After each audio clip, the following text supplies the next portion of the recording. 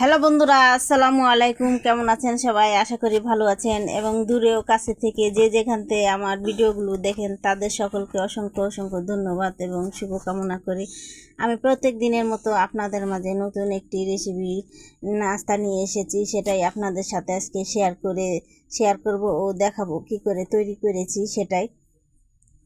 প্রথমে আমি একটা পাত্র নিয়ে নেব। পাত্রের মধ্যে 1 কাপ পরিমাণ ময়দার আটা নিব আর তারপর একটু সামান্য কিছু একটু তেল দিব। আর তেল দেওয়া হয়ে গেলে আর একটু লবণ দিয়ে ভালো করে একটু মাখিয়ে নিব।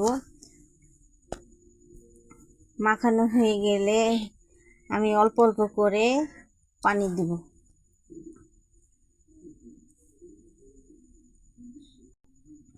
অল্প অল্প করে পানি দিয়ে আমার এই যে ময়দার আটাটা ভালো করে ছানা হয়ে গেছে। যেভাবে আমি কিছুক্ষণ রেস্টে দেবো, তারপরে আমি এখন চলে আসবো এখানে কিছু লবণ আর ধনিয়া পাতা আর কাঁচামরিচ দিয়ে একসাথে আমি ভালো করে ফেটে নেব।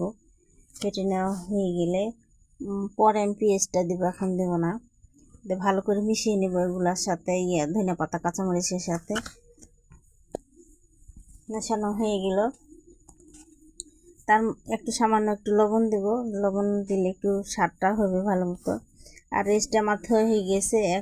এখন আমি এটা মাঝখান থেকে দুই দিকে ভাগ করে নেব। সমান সমান করে ভাগ করা হয়ে গেছে।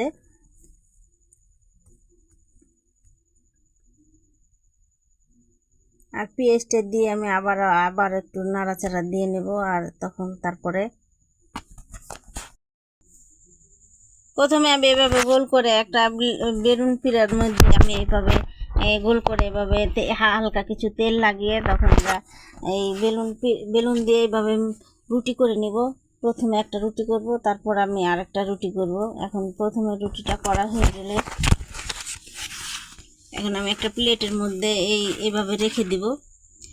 রেখে দেওয়া হয়ে গেছে। তারপর আমি এখানে মিশ্রণটা তৈরি করে রেখেছি, যে পেঁয়াজ ধনে পাতা আর কাঁচামরিচ লবণ দিয়ে যে তৈরি করে রেখেছি, এটা আমি এখন দিয়ে দিব।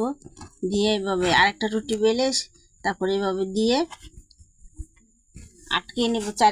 খান্ডা আটকিয়ে নেওয়া হয়ে গেছে। এখন আমি একটা কড়াই বসিয়ে দিব। কড়াইয়ের মধ্যে হালকা সামান্য কিছু তেল দেব। তেলটা আমার বেশি দিব না, অল্পই দেব। তেলটা গরম হয়ে গেলে তারপরে আমি এই রুটির নাস্তাটা দিয়ে দেব তেলের উপর। দিয়ে একটু হালকা করে নাড়াচাড়া দিয়ে উল্টিয়ে পাল্টিয়ে মচমচা করে একটু ভেজে নেব, একটু লাল লাল করে। তারপর এই পাশটা হয়ে গেছে। এখন এই পাশটাকে আমি উল্টিয়ে দিব, তাহলে দু পাশটাই সুন্দরভাবে হয়ে যাবে। আর আমার এই নাস্তাটা করা এখন হয়ে গেছে, ভাজাটা সম্পূর্ণভাবে। এখন আমি নামিয়ে নিব একটা প্লেটে।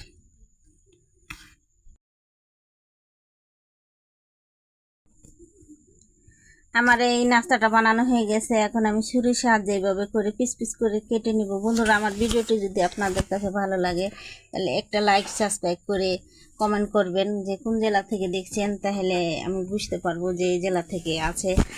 আর আমার ভিডিওটি যদি আপনাদের কাছে খুব ভালো লাগে কমেন্ট করে জানাবেন।